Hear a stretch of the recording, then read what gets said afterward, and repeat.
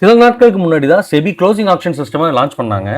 அந்த closing action சிஸ்டமை manipulate பண்ணதுக்காக செபி 2 நிறுவனங்களுக்கு தண்டனை விதிச்சிருக்காங்க. 3.68 கோடி ரூபாயை வந்து மீட்டெடுக்கிறதுக்கு உத்தரவு போட்டிருக்காங்க.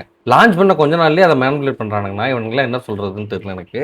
காப்டால் மொரிஷியஸ் இன்வெஸ்ட்மெண்ட் லிமிடெட் அப்படின்ற நிறுவனத்துக்கிட்ட இருந்து 2.96 கோடியை வசூலிக்கணும்னு அந்த நிறுவனம் வந்து ஜேபி மார்கனோட என்டிட்டி குறிப்பிடத்தக்கது.